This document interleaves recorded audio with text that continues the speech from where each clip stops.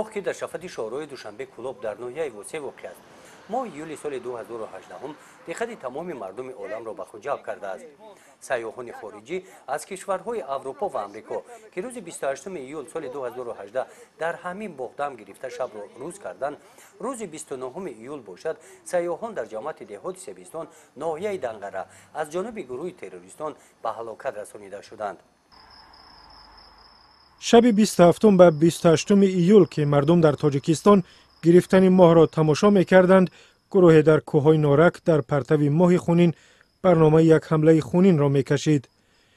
این گروه عبارت از 5 نفر بعد ثبت نوار بیعت خود به سازمان تندروی دولت اسلامی سلاح‌هایش را برای حمله آماده می‌کرد. در آن شب گروه جهانگردان غربی از امریکا، فرانسه، هلند و شویتساری از مرز درواز بدخشان به ناحیه شمس‌الدین شاهین گذشتند و شب را آنجا روز کردند، به خبر از آن که محض آنها هدف حمله قرار می‌گیرند. حملگران جهانگردان را در دهه صفابخش دنغره در راه به سوی دوشنبه دریافت کردند. آنها اول سیاحان را با ماشین پخش کردند، سپس با کارد و تبر ضربه زدند. 4 سیاح کشته شد و 2 نفر زخم برداشت. نظرخان خورکشوف ساکن دههای مهربود از ناحیه وسیع است. این باغ عبارت از درختان میوه دهنده و سویافکن با تشبث و مهنت زیادی او بنیاد کرده شده است. سیاحان و مهمانانی که از این قطعه شاهراه می‌گذرند زیر سایه این درختان لحظه استراحت نموده ماندگی خود را می‌برند و سپس دلپرانه سفر خود را ادامه می‌دادند. همین طور روز 28 ایول نصف روزی که هوا نهایت گرم بود، این گروه سیاحان خارجی велосипедсавор داخل باغ نظرخان شدند. نظرخان مهمانان را در باغش دیده خرسند شد. آنها را صمیمانه استقبال نموده با نان و چای ضیافت کرد. سیاحان بنابر سببی که همین باغ ما در شاهراه بود و یا از دور آمده همین وصف باغ دیدند و درخت‌های میوه دهنده را دیدند و سایه به نهایت سالکین را دیدند و همین دریای سرخابی که از بین راه میگذرد همین دل ویا رو برد و یا چون خواستند که آیا اجازت هست که ما کمی در باغ شما استراحت کنیم. البته ما با جان دل اجازت دادیم و یا بعد از میوه های تر و تازه نوش کردن با همون زبان خودشان با انگلیسی و فرانسوزی و روسی به نهایت وصف کردند که میوه های تاجیکستان از سبب که تاجیکستان آفتابروی است، وطن 4 فصلش بهار است، میوه تاجیکستان شیرین است و با همون زبان خودشان با زبان انگلیسی، روسی، آلمانی، گرمانی همین را وصف کردن. هر وقتی که از میوه های ما استعمال میکردن، از نوشابه استعمال میکردن، به نهایت آب شیرین تاجیکستان را تعریف میکردن که وقتی ما در پامیر بودیم همین برف در بالای کو با چشم میبینیم از پایان آب شیرباری سفید روان است. وقتی که ما از آب مینوشیم اول برف میبینیم بعد برفا و گیاه میخوریم. به نهایت درباره تاجیکستان تصورات خوب دادم. سیاحان از مهمان نوازی نظرخان خوشحال گشتند. عموما از تاجیکستان از هوا و طبیعت مفتون کننده این کشور دیدن نموده از مهمان نوازی مردم آن در ناحیه وسیع در سیمای نظرخان خورکشوف اظهار مینه‌داری خود را بیان کردند. Я и моя девушка велосипед в Таджикистан, и я люблю Таджикистан. Это очень красивая и велосипед в Памирский тракт, и Вакан, и сейчас в Душанбе. Но да, я люблю Таджикистан, меня нравится. А вам понравился чай, таджикский чай? Да, чай, очень вкусный, чай очень вкусный, да. вода сладкая, да, вода? Сладкая, да. سیاحان با همین شهرهای دوشنبه کلوب میگذشتن. باغ ما در نزد همین شهرها است. دقت ویا را درختان کلان سایه افکن جلب کرد و ویا پرسیدن از ما اجازت پرسیدن که آیا ما میتوانیم که لحظه در همین گرمی روز در همین وقت بگیم استراحت همون ما البته را با جان دل و یا را اجازت دادیم. یک گروه سیاحان در باغ ما گذشته در سگ درختان سایه افکن 6 تن استراحت کردند و درباره گل و گلبوته‌ها، درباره گیاهای شفابخش تاجیکستان، درباره آبهای شیرین تاجیکستان، درباره کوههای سربلند به فلک رسیده پامیر سخن گفتند. از دریای پنج یاد آوردند، از آبهای شیرین، از راههای هموار، تخت ساز، از قبول کردن مهمانان که چقدر خلق تاجیک، ملت تاجیک مهمان نواز است، مهمان دوست است. چلی که ناصری خسته گفته چون مهمان آید دلشاد میباش، زیار بند غم آزاد میباش. لحظه باشد من خودم را خرسند حساب میکنم که در آباد کردن سرمی تاجیکستان حصه خود را گذاشتم و در نصیب ما خوشبخت‌ترین روز است که در 12 نفر مهمانان از امریکا، از گلندیا، از فرانسیا، از ایتالیا درباره برد باخت ملت تاجیک سخن گفتند. مهمان‌نوازی نظرخان به سیاحان پسند آمد. از صحبت صمیمی نظرخان آنها غذای معنوی برداشتند. نظرخان از نقشه‌های منبعه خود درباره کارهای آبادانی باغش، شینانیدن درختان نو به نو، وسیع کردن میدان باغ نقل‌ها کرد. او به سیاحان تکلیف کرده بود که سال آینده وقتی که به تاجیکستان بیایند حتما از باغ او دیدن نمایند. این تکلیف را سیاحان با خرسندی قبول کردند. افسوس که یک قسم وی از حساب تروریسم نابود شد، لیکن باقی مانده وی در کتابچه با من ماندن. درباره من همچون میستر نظرخان گفته گپای خوب نوشتن به زبان انگلیسی. هر وقت همون را میخوانم میستر نظرخان همون 7 نفر سیاحی که 6 تا بودم همین تاجیکانه چای کشیده دراز کرده اگه بودم پیش رو میبیرم، ولی همون در دفتر و ویزیت کم بگن چی بگن چور کنجاک دست هم ده هست لیک و به زبان انگلیسی درباره همین شاهراه، درباره همین باغ، درباره اقلیم همینجا که خیلی همین سالکین است و در نزدیکی دریا هست و همین خیلی میوه‌های شیرین دارد و یا گفتم با زبان انگلیسی من نوشتگی دارم از و در دست ما ویزیت کش آن هست. خبری از جانب گروه تروریستان کشته شدن سیاحان نظرخان را سخت اندوهگین کرد. چون این حادثه را او هیچ انتظار نبود. درباره تروریسم و اکستریمیزم نفرتش باز هم زیادتر گردید. همین حادثه که شد و همه نابود شدن من زیدی همین هستم. تمامی عالم روی دنیا بر ضد تروریسم است. تروریسم دین ندارد، مذهب ندارد، ملت ندارد، تاکرسی ندارد. این از کجا پیدا شده است یکم کس کفالت نمیده. این بر ضد آبادی و بهبودی است. در دین ما فقط آباد کردن یک گوشه ایمان است. یک درخت میشنانی، یک کوپرو کام میکنی، یک آب میبری، یک مکتب میسازی، یک راه باغچه میسازی، همه هم نشانه ایمان است. آدم مومن و مسلمان شخصا دین ما آزادی را میخواهد، زیبایی را، دین خودش زیبایی است. 5 وقت نماز میخونی 5 مرتبه. اندیشه ما البته اندیشه اسلام است. دین ببینید اسلام در این باره حکم‌های خیلی قوی دارد. ببینید که پیامبر گرامی اسلام علیه السلام وقتی که به شهر مدینه هجرت کردند و زیباترین حکومت الهی را تأسیس دادند، در آنجا با پیامبر علیه السلام یهودی‌ها زندگی می‌کردند. بنی نظیر، بنی قریظه، بنی قینقاع. پیامبر علیه السلام آمدند حکومت اسلامی را تأسیس دادند و با این افرادی که در مدینه زندگی می‌کردند معاهده کردند، یک پروتکل به تصویب رساندند و آنها را همچون گراجدانین‌های همین مدینه اعتراف کردند و گفتند که شما مثل ما هستین، خون شما معصوم است و جان شما معصوم است، مال شما از تعدی و تعرض مسون و محفوظ است. کسی حق ندارد که در مال شما، در جان شما، در ناموس شما تعدی و دسترازی کند.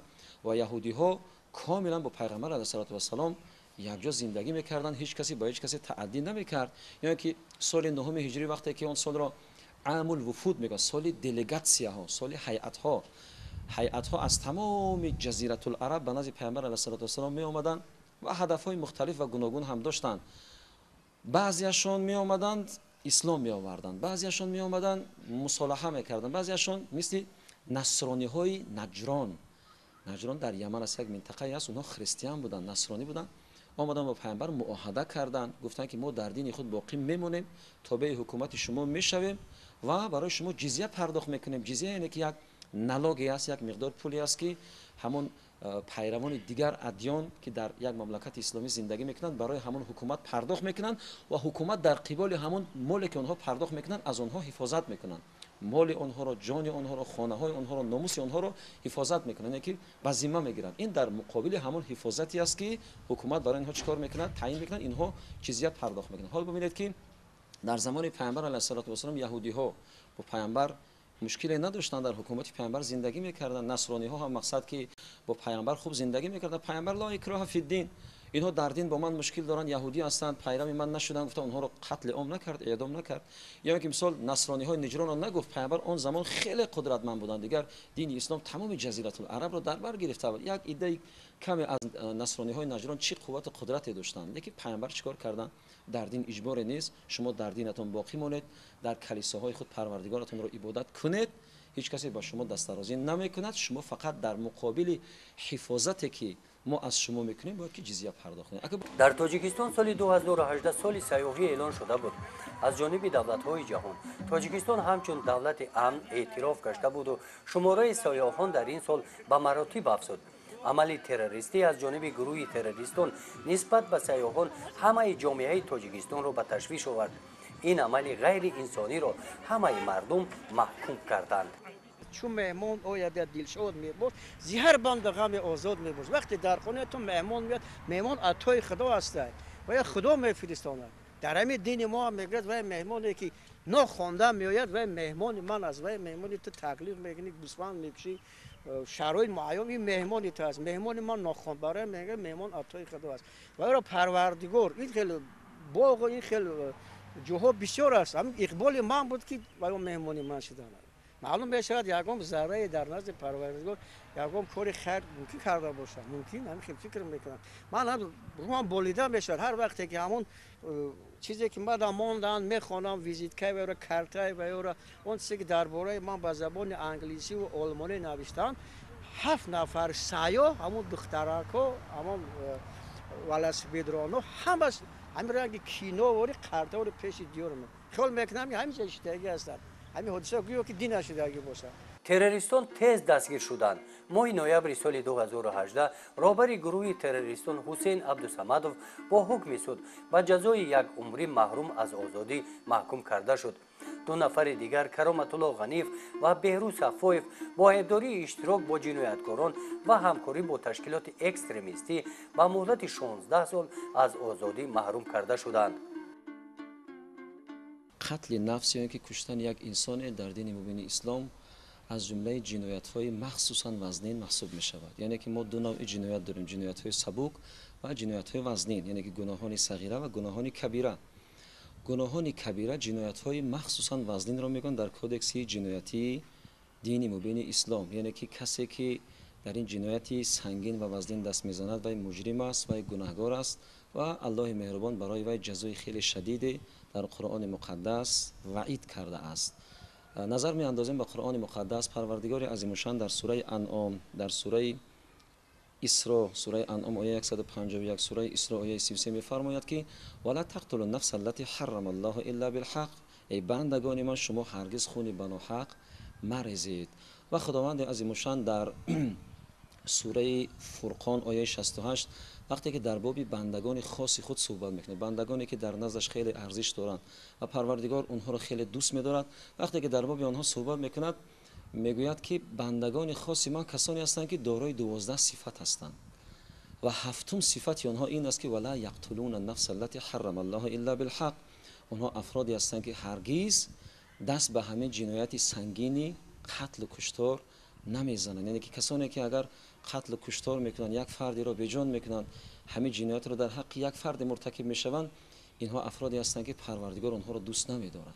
و اسلام در مسئله قتل و کشتار تا اندازه پافشاری و سختگیری میکند که حتی وقتی که ما سوره مائده آیه 32 را نظر میکنیم، پروردگار میفرماید که من قتل نفسا بغیر نفس او فساد فی الارض فکأنما قتل الناس جمیعا. میگه اگر یک فردی که یک انسانی را میگه بدون گناه به قتل میرساند یا که به خاطر فساد کردن در روی زمین میگه به قتل میرساند، این به منزله اون است که تمام جامعه بشری را به قتل رسانده است. یعنی قتل یک نفس، یک فرد که خونی وی دیگر ریختنش ممنوع هست، جایز نیست. اگر یک فرد آید و خونی وی را ریزد، حال چه مسلمان است یا غیر مسلمان، پروردگار میگه که این به منزله اون است که تمام جامعه بشری را این نست کرده است. و من احیاها فکأنما احیا الناس جمیعا و کسی که یک نفس رو زنده نگه می‌دارد، یعنی که دست به قتل و کشتار و همین جنایت مدهش نمیزند، این به منزله اون است که تمام جامعه بشری را احیا کرده است و زنده نگه داشته است. پروردگار از افرادی که ظلم و ستم میکنند، قتل و کشتار میکنند، خیلی و خیلی بیزار است و از اونها نفرت دارد، تا جایی که وقتی که ما با سوره نساء نظر میکنیم آیه 93 پروردگار میفرماید که و ما یقتل مؤمنا متعمدا فجزاؤه جهنم خالدا فیها و غضب الله علیه و لعنه و اعد له عذابا عظیما. میگه هر فردی که یک مؤمن را قصداً به قتل میرساند، یک مؤمنی که کشتن وی جرم است، جنایت است و در شریعت مجاز نیست، یک فردی میآید و وی را به قتل میرساند، پروردگار میگه که جزای وی فقط آتش سوزان جهنم است. میگه در وی چقدر میایسته؟ میگه خالداً فیها، در جهنم همیشه باقی میماند. میگه در این اکتفا نمیکند پروردگار، یعنی پروردگار اظهار براءت و نفرت خود را در این آیه برای قاتلان اعلان میکند که و غضب الله علیه، میگه من الله بالای وی غضب کردگی هستم، و لعنه، من بر وی لعنت کردگی هستم، و اعد له عذابا عظیما، برای وی عذاب خیلی سنگین و خیلی عظیم و خیلی دردناک من آماده کردم.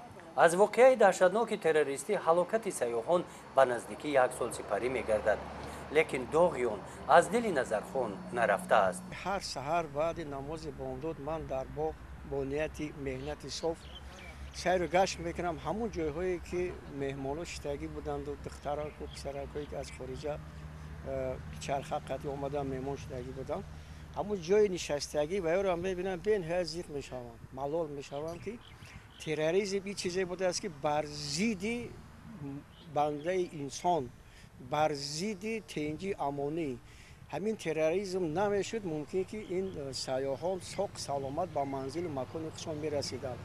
بعد رسیدن تاجیکستان ما رو همچون بیش روی دنیا وصف میکردن.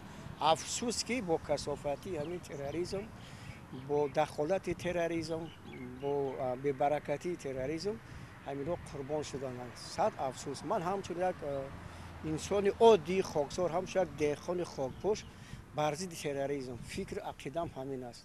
باید انسان سالم هیچ وقت در جمعیت خلل نرساند، خو بر ضد آدم، خو طبیعت، خو آب، خو کوه، خو عالم نبات حیوانات باید ضرر نرساند. فکر عقیده من همین است. آدم سالم باید که آباد کند.